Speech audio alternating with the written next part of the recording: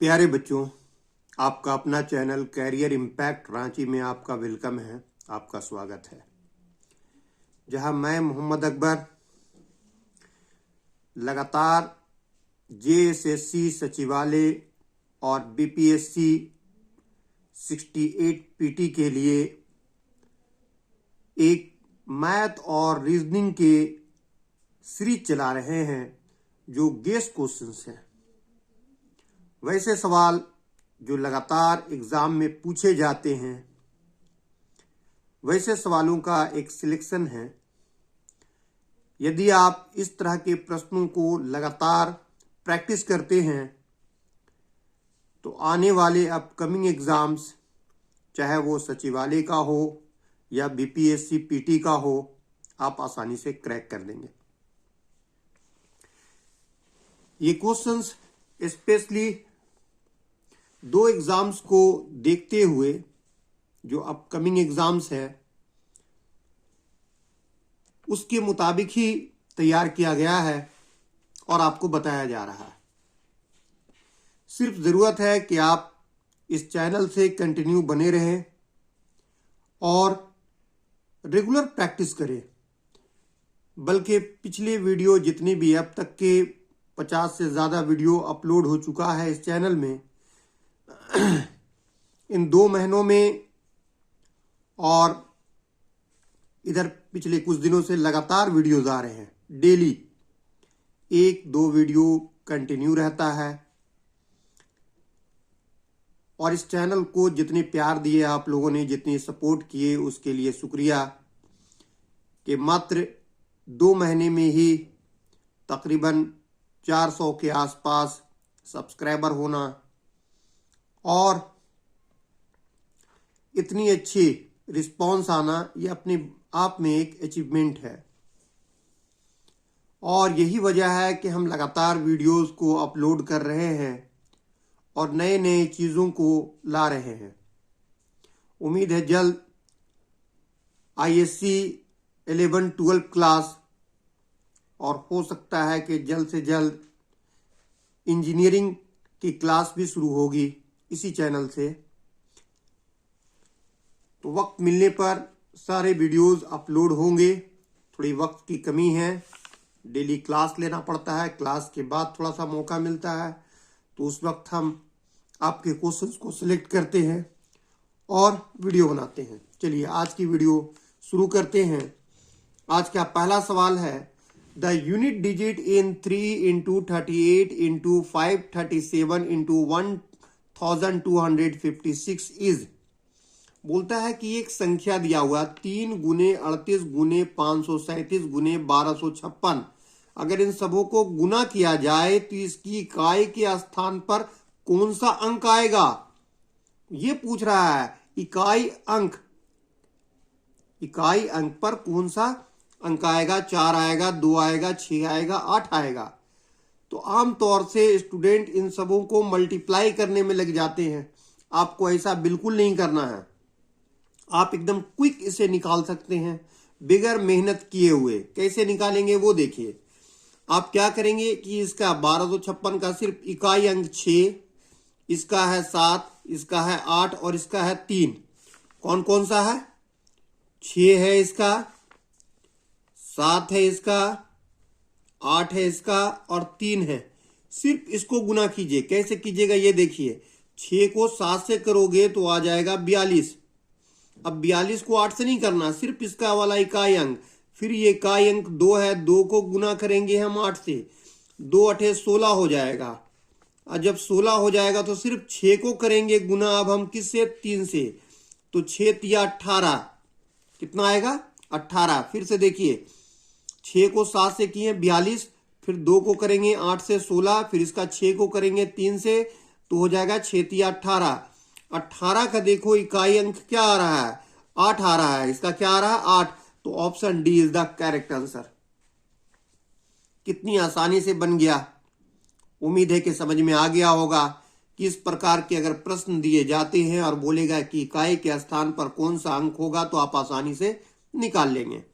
चलिए दूसरा सवाल, question number 2, find the value of root under 30 plus root under 30 plus root under 30 plus dot dot dot. ये dot dot dot का मतलब है अप टू इन्फिनिटी, अनंत तक के। तो इसका पूछ रहा है कि इसका मान क्या होगा। अगर इस तरह का सवाल दे root 30 plus root 30 plus root 30, तो इसकी वैल्यू हम कैसे फाइंड आउट करेंगे। तो इसको फाइंड आउट करने के लिए आपको लेंदी प्रोसेस पे नहीं जाना है। आपको जो एग्जामिनर होता है, जो क्वेश्चन सेटर होता है, वो जानता है कि इसको हम कितना समय दे रहे हैं और किस लेवल का एग्जाम है। इसमें देखो ट्रिक छिपा हुआ है। ये 30 है ना, 30 को ब्रेक करना है हमें, और ऐसा ब्रेक करना है कि सक्सेसिव हो। जैसे 5 को 6 से गुना कर देंगे तो 5 छक 30, इस तरह से तोड़ना है जो लगातार हो। 5 के बाद 6 आता है ना, और दोनों को गुना करने पर 30 आ रहा है। हम तो तोड़ने का हम तोड़ सकते थे, 1 गुने 30 भी, 2 गुने 15 भी, इस तरह भी तोड़ सकते थे, 3 गुने 10 भी। लेकिन क्या 1 के बाद 30 आएगा, 2 के बाद 15 आता है, 3 के बाद 10 आता है? तो आप कहोगे नहीं, नहीं आता है। तो ये नहीं लेना है, हमें लेना ऐसा जो लगातार हो। जैसे 5 के बाद 6। अब देख रहे हो सबके बीच में प्लस है, तो इसमें जो बड़ी संख्या है 5 6 में 6, वही इसका आंसर हो गया। तो इस तरह के प्रश्न जब आते हैं तो बहुत ही आसानी से बनाया जा सकता है। और आपको बता दें कि हम जितने भी क्वेश्चंस सिलेक्ट कर रहे हैं, जो आपके लिए स्पेशली चूज करते हैं, वो क्वेश्चंस गेस क्वेश्चंस होते हैं और सारे बहुत बार एग्जाम में पूछे जा चुके हैं। ये सिर्फ ऐसा नहीं है कि जेएसएससी या बीपीएससी पीटी में ही पूछा गया है मेंटल एबिलिटी क्वेश्चंस में। ये बहुत एग्जाम में, इवन चाहे वो बैंकिंग का हो, चाहे बैंक पीओ हो, बैंक क्लर्क हो, एसओ हो, आरआरबी हो, या रेलवे की एग्जाम्स हो, या एसएससी सीजीएल की एग्जाम्स हो, या और दूसरे एग्जाम्स हो, सारे एग्जाम्स में ये सवाल पूछे गए हैं। तो वैसे सवाल जो कंटिन्यू पूछे गए और आपके लेवल के हैं, वैसे सवाल का ये एक सिलेक्शन है। ठीक है, चलिए तीसरा क्वेश्चन दे रखा है 7 to the power 2 into 7 to the power 6 divided by 7 to the power 3 equal to 7 to the power question mark. अर्थात यहां प्रश्न चिन्ह के स्थान पर क्या आएगा, ये फाइंड आउट करना है। तो देखो यहां पर घातांक का नियम लगेगा, लॉ ऑफ इंडेसिस। घातांक नियम क्या बोलता है वो हम आपको बता दें। अगर बोलता है m to the पावर या x to the power m into x to the power n है, तो 2x के बदले 1x, ऊपर पावर जुड़ जाएगा, m प्लस n हो जाएगा। ये नियम है। और अगर ऐसा दिया हो x to the power m divided by x to the power n, तो 2x के बदले 1x और पावर घट जाएगा m माइनस n।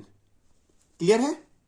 तो यहां देखो 2 7 है, तो 2 7 के बदले में हम लिख सकते हैं 1 7, ऊपर पावर जुड़ेगा 2 और 6 मिलकर के 8, और नीचे है 7 to the पावर 3।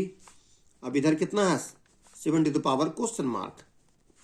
आगे देखो यहां पर बट्टा है ना, बट्टा का मतलब क्या होता है, भागा।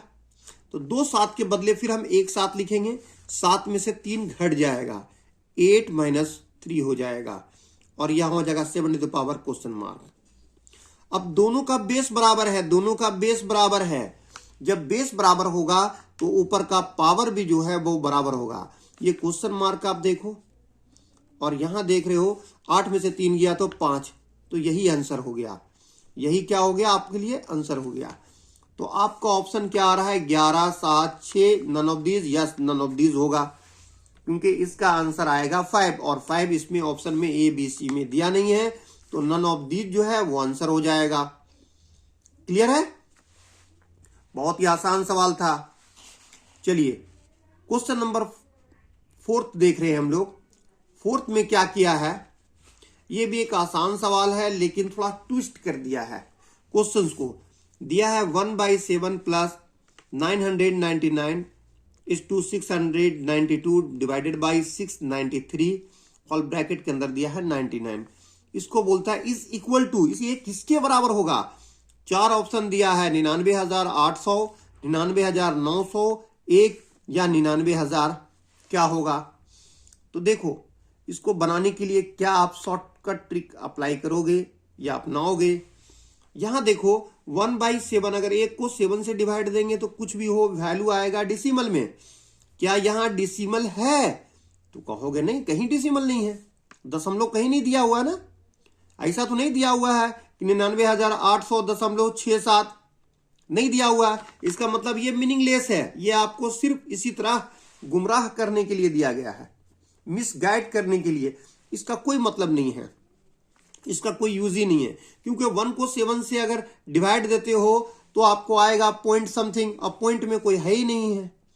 अब देखो क्या करोगे इसको इजी वे पे बनाने पर। 692 को डिवाइड दोगे 693 से तो ऑलमोस्ट कितना आएगा, 0.99 समथिंग आएगा, 32 कुछ भी हो सकता है इस तरह से। जो ये अप्रोक्सीमेटली किसके बराबर है, 1 के बराबर है। मतलब 692 को 693 से भाग दोगे तो करीब करीब वो 1 आएगा। तो इस 1 को आप 999 में जोड़ दोगे तो 999 में 1 जोड़ोगे तो 1000। अब 1000 को 99 से गुना करोगे तो आपका आएगा 99, और 1000 में 3 जीरो होता है तो 3 जीरो लगा दो, तो आपका आंसर हो गया 99,000, ऑप्शन नंबर डी। समझ में आया कैसे बनेगा? ये कैंसिल होके करीब 1 आ गया, 1 से इसको गुना करोगे तो 1000, 1000 में 3 जीरो होता है, 3 जीरो से इसको आगे बढ़ा दो, आ गया 99,000, बन गया इजी वे पे। आप चेक करके देख लो। चलिए अगला सवाल, क्वेश्चन नंबर 5 बोलता है कि if 120 is 20% of a number, यदि एक संख्या का 20% 120 है, then 120% of that number will be, तो उस संख्या का 120% कितना होगा? सवाल बोलता है कि एक संख्या का 20% 120 है, एक संख्या का 20% 120 है, तब आप क्या करोगे? यहां सवाल देखो क्या बोलता है। मान लो वो संख्या x होगा, x का 20% निकालोगे तो क्या होगा, 20/100, कितना है, 120 है। एक संख्या का 20%, एक संख्या मान लिए x का 20% कितना है, 120 है, 120 है, ठीक है। तो यहां देखो x बराबर क्या हो जाएगा, 120, ये देखो डिवाइड में है तो इधर जाएगा तो मल्टीप्लाई में, और ये मल्टीप्लाई में है तो डिवाइड में, तो इसका मतलब ये संख्या निकल गया। कुछ भी कैलकुलेशन करेंगे तो ये संख्या तो आ गया हमारा। अब जब संख्या आ गया, इस संख्या का 120% बोलता है, 120% ऑफ दैट नंबर इज, तो इसका अगर मान लो 10% होता तो 110 जोड़ते, 20% होता तो 120 जोड़ते, तो यहां दिया हुआ है 120%, तो इसको जोड़ेंगे 220,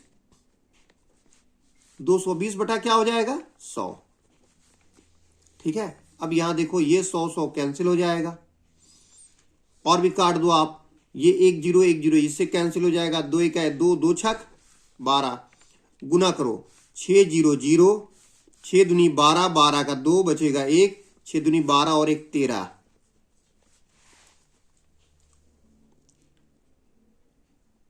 ओहो 120%, थोड़ी सी मिस्टेक हुई, 120% दिया हुआ ना, 120% सिर्फ होगा, ठीक है। अगर 20%, ये नहीं बोल रहा है कि ज्यादा है, सिर्फ 120% क्या होगा, तो उसका 120 निकालेंगे तो निकल जाएगा 12 छक 72, 720, इसका आंसर आ जाएगा 720, ठीक है।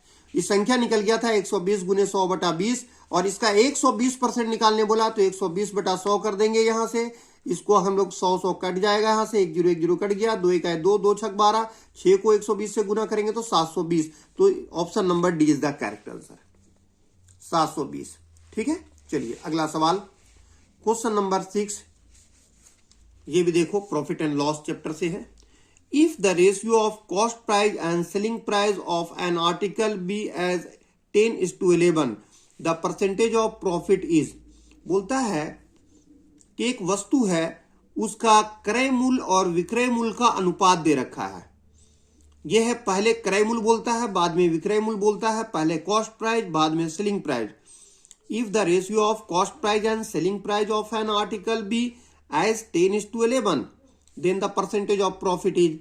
एक वस्तु का क्रय मूल्य और विक्रय मूल्य का अनुपात है। मतलब मान लो खरीदा 10 रुपया में और बेच रहा है 11 रुपया में, तो परसेंटेज ऑफ प्रॉफिट क्या होगा? तो 10 में खरीद के 11 में बेचते हैं, इसका मतलब 1 रुपए का फायदा होगा। जबकि खरीदे थे कितना में? 10 रुपए में, मल्टीप्लाई बाय 100 कर दो, परसेंटेज प्रॉफिट निकल जाएगा। 1 0 कैंसिल, इधर कितना आ गया? 10, तो इसका मतलब है 10%। 10% ऑप्शन नंबर बी। तो ऑप्शन नंबर बी में 10% है, यही इसका आंसर होगा। तो देख रहे हैं सवाल कैसा आता है। आपके जो लेवल है, आपका जो एग्जाम है, उसके जो क्वेश्चन मिलेगा बहुत ही आसान और बहुत ही आसानी से आप बना सकते हैं।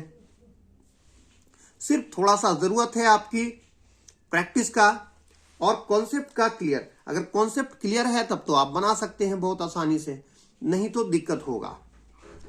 ठीक है, तो आप रेगुलर प्रैक्टिस कीजिए और चैनल से बने रहिए। चलिए अगला सवाल। If in how many years, कितने वर्षों में the simple interest on ₹3000 at 12% per annum is 1080 rupees. कितने सालों में, साल निकालना है, ईयर निकालना है। सिंपल इंटरेस्ट ऑन 3000 रुपए का साधारण ब्याज एट 12% पर एनम 12% प्रति वर्ष की दर से इज ₹1080 1080 रुपया हो जाएगा। यह है सिंपल इंटरेस्ट कितना है? 3000 रुपए का 12% प्रति वर्ष की दर से साधारण ब्याज 180 रुपया 1080 रुपया है। तो कितने सालों में है ये निकालना है। आप देखिए 1080 रुपया है इंटरेस्ट। अब जानते हैं हम लोग कि टाइम कैसे निकलता है। टाइम बराबर होता है I into 100 divided by P into are.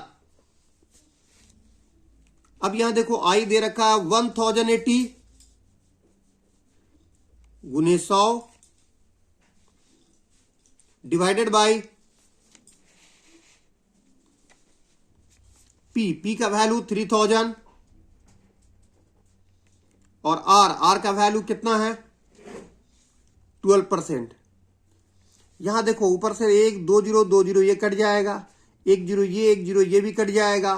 फिर 3 से कैंसिल करो, 3 1 3, 3 3 के 9, 1 बचेगा, 3 6 18।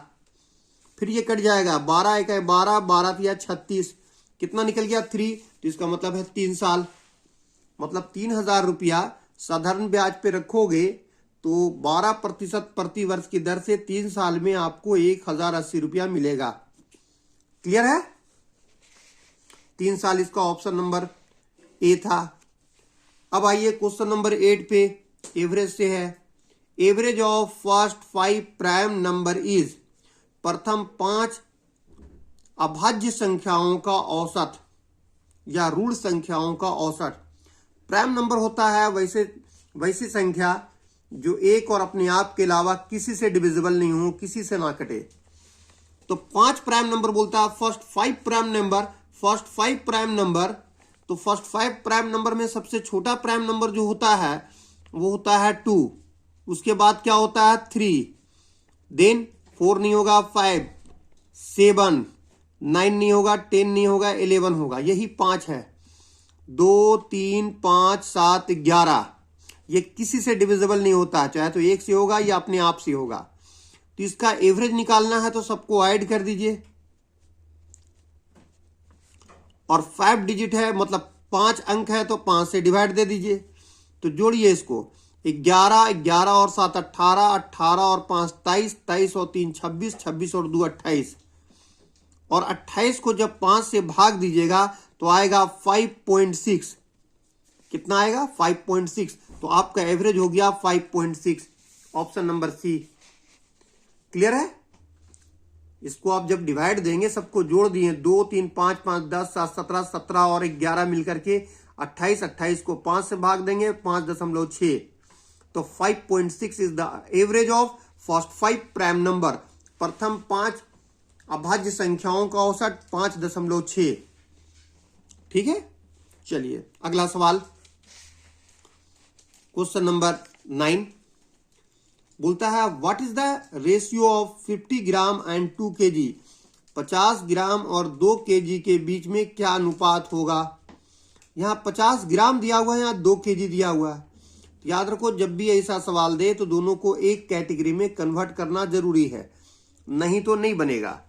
जैसे यहाँ देखो, अब यहाँ 50 ग्राम है, 50 ग्राम है और यहाँ 2 kg है, तो इसको भी ग्राम में बदल दो। 1 kg में कितना होता है 1000 ग्राम, तो 2 kg में 2000 ग्राम, यही रेशियो होगा। अब काट दो यहाँ से, 1 0 ये कट जाएगा, 5 1 5, 5 दूनी 10 0, तो इधर हो गया 1 और इधर हो गया क्या, 20 को 2 से गुना करोगे तो 40, तो होगा 1:40, 1:40। यही हो गया ऑप्शन नंबर ए, आंसर हो जाएगा। इसका जो अनुपात निकलेगा 1:40, 1:40। ठीक है, चलिए आज का आखिरी सवाल ध्यान दे।